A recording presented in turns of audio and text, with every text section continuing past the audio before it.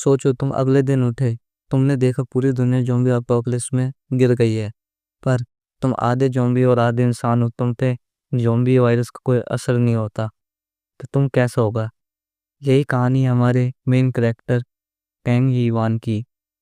कहानी की शुरुआत में दो साइंटिस्ट दिखाए जाते हैं जो कि दो लोगों पर एक्सपेरिमेंट कर रहे होते हैं। पहले डॉक्टर कहता है इंजेक्ट करो, फिर दो ट्यूब से लिक्विड किसी के बॉडी में इंजेक्ट किया जाता है। पहले डॉक्टर कहता है स्टेटस क्या है, दूसरा डॉक्टर कहता है अब भी नॉर्मल है। फिर अचानक से वो कहता है डॉक्टर ब्लड प्रेशर गिर रहा है। पहले डॉक्टर कहता है क्या? फिर वो आदमी दिखाया जाता है जो कि कांपने लगता है, उसके मुंह से और आँख से खून निकलने लगता है। फिर अचानक से वो खून फेंकता है अपने मुंह से। फिर डॉक्टर कहता है दोनों मर गए हैं। डॉक्टर कहता है कोई रिएक्शन नहीं है, देखने से लग रहा है दूसरा फेल हो गया है। दूसरा डॉक्टर कहता है एक और फेलियर। चश्मे वाले डॉक्टर हैरान हो जाता है। ओल्ड डॉक्टर कहता है अब मैं नहीं कर सकता, मैं खुद रिक्वेस्ट करूंगा इसे रोकने के लिए। चश्मे वाले डॉक्टर कहता है क्या ये नहीं हो सकता डायरेक्टर, आपको पता है ये रिसर्च कितनी ज़रूरी है। ओल्ड डॉक्टर कहता है तुम अब भी सीधे नहीं सोच रहे, ढंग से सोचो। ओल्ड डॉक्टर चिल्लाते हुए कहता है तुम्हें पता है कितने लोग मर गए इस रिसर्च के लिए? ये एक्सपेरिमेंट शुरुआत से ही फेल हुआ है, मैं अब कोई कोऑपरेट नहीं करूँगा, तुम भी चले जाओ, मैं यही सलाह दूंगा। वो डॉक्टर एकदम हैरान हो जाता है। पीछे से एक डॉक्टर आते हुए कहता है डॉक्टर सिन हमें बताया जाए, चश्मे वाले डॉक्टर का नाम डॉक्टर सिन है। सिन कहता है तुम यही सोचते हो ये रिसर्च पॉइंटलेस है। सिन चिल्लाते हुए कहता है ये लोग खाली 2 से 3 दिन जिएंगे, ये लोग कभी भी मर जाएंगे, तो क्या हमें इनमें इस्तेमाल करके ह्यूमैनिटी को बचा ले? दूसरा डॉक्टर कहता है 2 दिन, इनकी ज़िंदगी नहीं है वो। सिन कुछ समय के लिए कुछ सोचता है। दूसरा डॉक्टर कहता है डॉक्टर सिन ये रिसर्च अब। इतने में सिन कहता है अब तुम जाओ, पहले मैं इंसाफ कर लूँगा। वो डॉक्टर जाते हुए रुककर सिन को देखता है। सिन पूरी लैब में अकेला रह जाता है और धीरे से कहता है ये रिसर्च जरूर सक्सेस हो, जो प्रॉब्लम है टेस्ट सब्जेक्ट। फिर वो कहता है राइट वन, बाहर का ही है, एक परफेक्ट सब्जेक्ट जो कि मेरे एक्सपेरिमेंट को सक्सेस करेगा। फिर दूसरी जगह दिखाया जाता है जहाँ एक शॉप में कुछ बच्चे खाना खा रहे होते हैं। कोई कहता है वाह क्या ही पागल का झंडा है ये। फिर हमारे कहानी का एमसी दिखाया जाता है जो कि फ़ोन चला रहा होता है। एमसी कहता है क्या कौन पागल?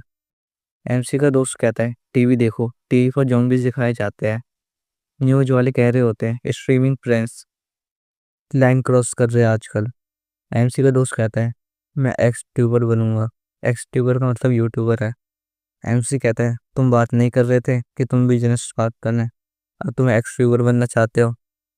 एमसी कहता है साले इतना मुंह तो लड़कियां नहीं बदलती जितना तू बदल रहा है रोज। एमसी का दोस्त उसका नाम लेता है हे कैंग इवान, तुम्हें क्या लगता है ज़ॉम्बीज़ होते हैं? एमसी कहता है हमारा काम कॉप्स को क्लीन करना है, तो अब कुछ मत कहना।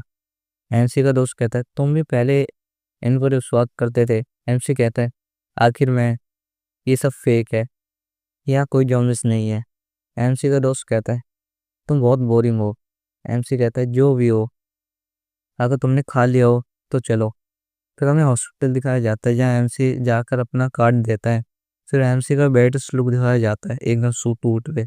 रिसेप्शनिस्ट कहती है फ्यूनरल सर्विस। एमसी कहता है हाँ ये है ना वो फ्यूनरल सर्विस है, मैं कैंग हूँ, मुझे कॉल आई थी कि सुबह एक पेशेंट निपट गया है। रिसेप्शनिस्ट यहाँ वहाँ मुड़ते हुए कहती है ठीक, प्लीज कुछ समय के लिए रुकिए। एमसी कहता है कि वो ये इतना घबरा क्यों रही है, ये फोन फ्यूनरल नहीं लग रहा, डायरेक्टर हॉस्पिटल में आ रहा है, ये बहुत बड़ा सरप्राइज है। एमसी कहता है कुछ भी हो ये बहुत समय दबा रहे हैं। फिर एमसी पीछे देखता है। एमसी का दोस्त आते हुए कहता है सॉरी इवान, मैंने तुम्हें इंतजार करवाया। यूं एमसी के कान में कहता है वो ऑक्टोपस बहुत स्पाइसी था, मैं बता नहीं सकता मेरी कितनी जल रही है। एमसी कहता है यूं तुम बहुत वियर्ड हो। यूं कहता है ये हॉस्पिटल खाली क्यों है, तुमने चेक इन किया? एमसी कहता है हाँ, उसने थोड़ा इंतजार करने को कहा है और फिर अंदर चली गई। फिर गेट खोलकर एक जना अंदर आता है और कहता है प्लीज मेरे पीछे आइए, मैं आपको ऑपरेशन रूम तक लेकर जाऊंगा। एमसी कहता है ऑल राइट। ऑपरेशन रूम दिखाया जाता है जहाँ एमसी कहता है एक अडल्ट मेल और एक यंग गर्ल। एमसी और यंग अंदर आते हैं, यंग ग्लव पहनकर कहते हैं ऑलराइट स्टार्ट करते हैं। एमसी उन्हें देखता है और कहता है युग ये लोग कार एक्सीडेंट में नहीं मरे है ना? यंग कहता है हाँ, पर क्यों? एमसी कहता है फादर की बॉडी एकदम बैड कंडीशन में है, वहीं गर्ल की बॉडी में एक भी स्पॉट नहीं है, इनके ऊपर कोई भी कुछ सर्जरी नहीं की गई है। यूं कहता है हमें क्या पता, हम कोई फॉरेंसिक एक्सपर्ट थोड़ी ना है, तो हम केयर क्यों करें। मुंह से शुरू करता है चलो ये लो। फिर वो दोनों पेशेंट की बॉडी साफ करने लगता है। यूं कहता है इनके साथ कुछ भी हुआ हो हमें क्या। एमसी मिल पेशेंट का मुंह साफ करता है, वैसे ही एमसी हाथ पर पेशेंट के दांत से कट लग जाता है। एमसी आउच करते हुए चिल्लाता है। यम कहता है दांत से तुम्हारे हाथ में लग गई क्या? एमसी कहता है हाँ ये कुछ नहीं है, मैं ठीक हूँ, ये खाली एक स्क्रैच है। यूं कहता है नए ग्लव्स पहनकर मेरी मदद कर फादर की बॉडी को इधर रखने में। एमसी